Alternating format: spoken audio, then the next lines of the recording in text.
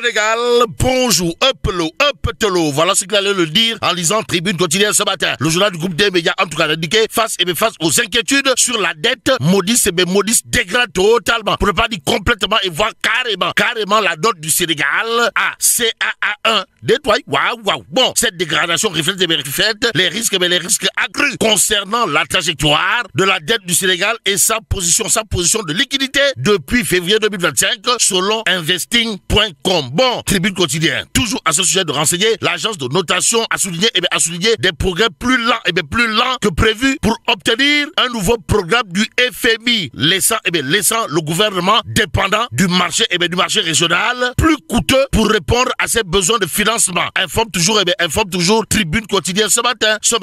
Le quotidien, toujours au chapitre de cette situation carabinée de chez Carabinet, d'indiquer niveau d'endettement. Modis dégrade à nouveau la note du Sénégal aux Sénégalaises et aux Sénégalais. Le quotidien d'informer, elle passe, la note du Sénégal passe de B3 à CAA1. Ça veut dire quoi? Ça veut tout simplement et tout bonnement dire, d'après le quotidien, qu'en réalité des réalités,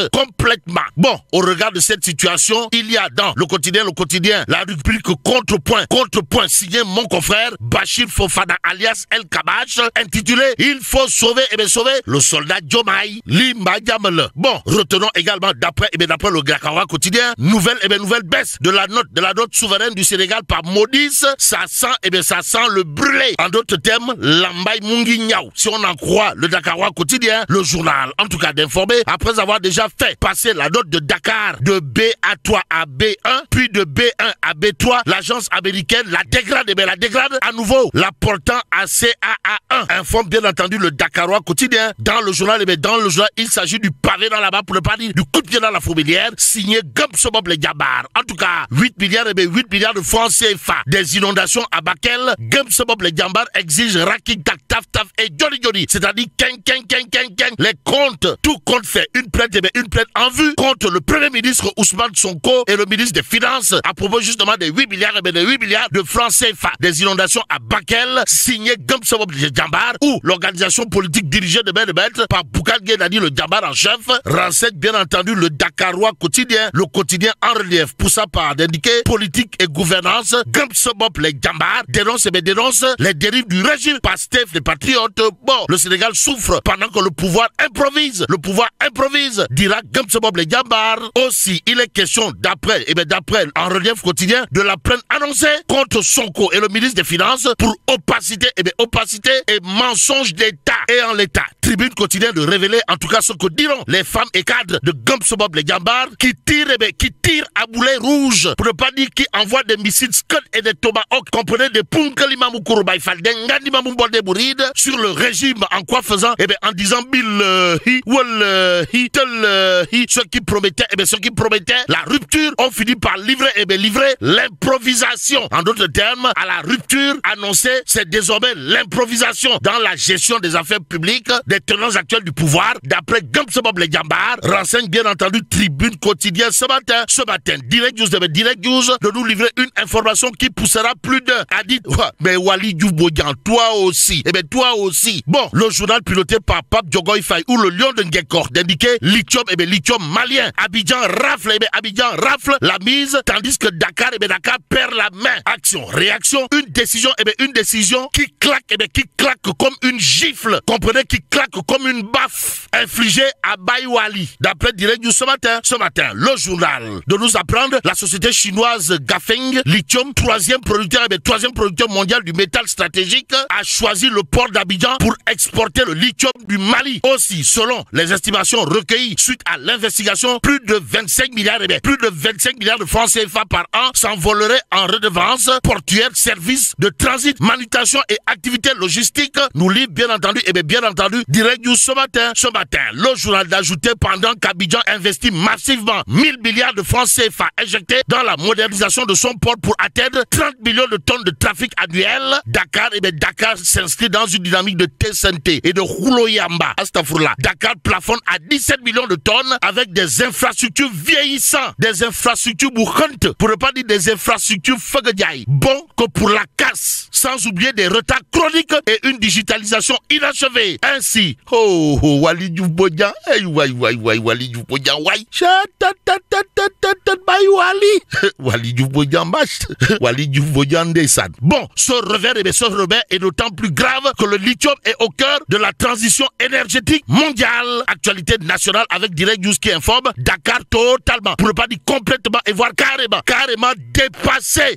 Wali Diouf Bodian. Tandis que Abidjan propulsé, précise Direct News au journal d'informer, un haut responsable malien joint dira: nous avons besoin d'efficacité, pas de promesses ou encore de châteaux en Espagne, voire d'éléphants blancs. Pire des mirages. Abidjan offre aujourd'hui ce que Dakar ne garantit plus. Bon, cette phrase en apparence anodine signe la fin d'un cycle. Le Sénégal perd son rôle de partenaire logistique privilégié du Sahel. Ce fiasco portuaire doit être un électrochoc pour l'État du Sénégal, révèle toujours Direct News ce matin.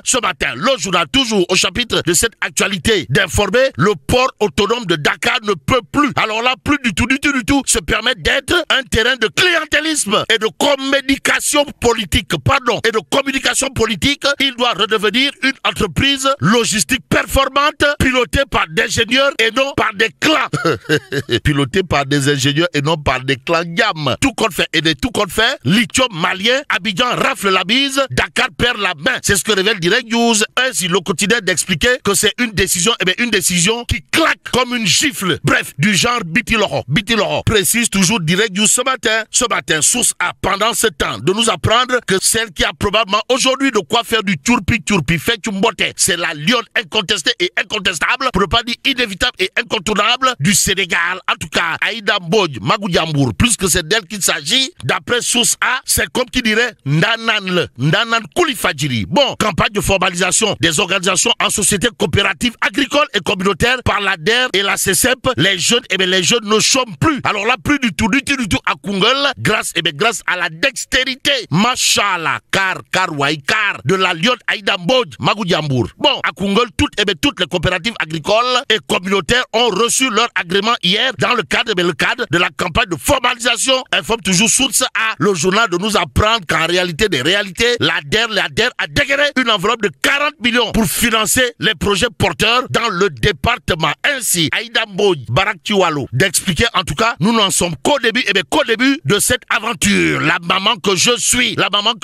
ne sera jamais au grand jamais au repos tant que nous n'avons pas atteint ensemble nos objectifs. En tout cas, Sawai, Naoussi, Mbodj, Aïda fait comme qui dirait du good job au regard de l'actualité bien entendu de source à ce matin. Ou le bog semble tenter de dire dire que Dieu est grand, mais Aïda Mbodj n'est pas petite, c'est en quelque sorte enfoncer des portes ouvertes au regard de l'actualité de source à ce matin. Pendant ce temps, Tribune quotidienne annonce un volcan en ébullition. De quoi s'agit-il, de la réaction de Ande Guessem, dans les tout prochains jours. Ce jour, Tribune quotidienne de révéler défense de leurs droits, confection de liste DED 16 000 agents et entre autres Tolof et Jafé de l'heure. Ande Guessem appelle à la mobilisation des toits. En tout cas, Ande Guessem ou l'organisation syndicale hégémonique dirigée de main de maître par le timonier de la lutte des classes, Mbalo Diakam en l'occurrence, s'inscrit désormais dans une dynamique de confrontation avec le tenant actuel du pouvoir. Et comme il a dit, pouvoir c'est vouloir, il convenait de noter que désormais Ande Guessem appelle à la mobilisation, d'après Tribune quotidienne, pour aller en croisade contre les inégalités sociales. Et comme il a dit, un homme averti en vaut 2. Et pour Ande Guessem, un homme averti en vaut 10. Retenons l'adage qui dit, en tout cas qu'à bon entendeur, salut. En attendant, terminons